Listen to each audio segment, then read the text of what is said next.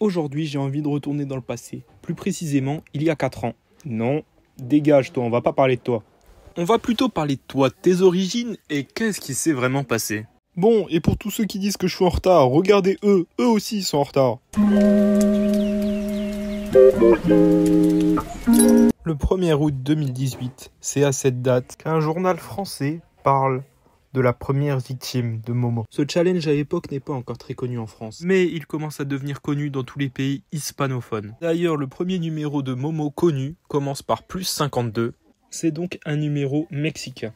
Bon, et si vous n'êtes pas trop con, vous comprenez qu'au Mexique, ils parlent espagnol. Dernière information trouvée sur cette enquête est celle-ci. Les enquêteurs chargés de l'affaire seraient notamment en train de faire des recherches sur un adolescent de 18 ans rencontré sur les réseaux sociaux. Ce n'est pas à cette date que le challenge de Momo devient très connu en France. Il faut encore attendre quelques mois.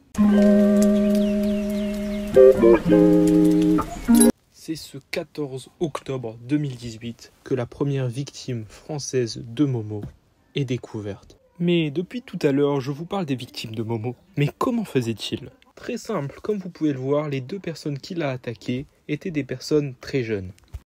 Il leur donnait des informations personnelles. Comment pourrait-il les avoir ? Très simplement grâce à leur numéro de téléphone ou tout simplement grâce à leur compte sur les réseaux sociaux. C'est suite à ça que le Momo Challenge est devenu très connu en France. On va donc maintenant rentrer dans une partie beaucoup plus douce de la vidéo. Dès que quelque chose devient très connu, vous savez qu'il va y avoir plein de vidéos YouTube. Donc on va en regarder 2 et je vais vous montrer à quel point c'était de la merde. Bon, première vidéo, j'appelle Momo en pleine nuit. Peut-être que Momo dort, non ? Laisse-le dormir. J'ai le numéro, je l'ai trouvé sur jeuxvideo.com. Ah oui, directement il nous sort de très grandes sources. Apparemment il répond pas, c'est fake. Ok, donc j'ai perdu 6 minutes de ma vie pour rien. Bon, passons très rapidement à la deuxième vidéo. Il y a quelques jours de ça, il y a Momo, vous savez, Momo Challenge, qui m'a contacté, qui m'a dit « Est-ce que tu veux jouer avec moi, machin ?» Voilà, je vous mets les screens juste là. Du coup, moi... Attendez, il nous dit qu'il met les screens juste là, mais il y a rien.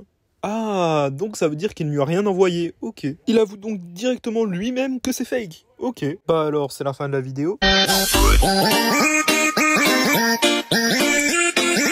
Bien sûr, je rigole. Allez, on reprend. Vous pouvez pas comprendre, elle écrit « Il y a mon cœur qui bat, en fait. » Effectivement, souvent quand on est vivant, notre cœur y bat. Bon, très clairement, comment il fait, c'est pas très compliqué. C'est juste un pote à lui qui l'a renommé en Momo, puis il lui parle. Et oui, je sais, je suis effectivement extrêmement intelligent. Bon, suite à tout ça, beaucoup d'articles sont sortis sur le Momo Challenge, mais bon, qu'on soit d'accord, toutes les personnes qui se sont soi-disant suicidées, ce ne sont que des suppositions. Aucun fait n'a été prouvé. Quand je dis ça, je veux dire qu'ils ont parlé à Momo, mais on n'est pas vraiment sûr que c'est à cause de ça. Bon, en tout cas, j'espère que vous avez apprécié la vidéo, n'hésitez pas à liker et à vous abonner.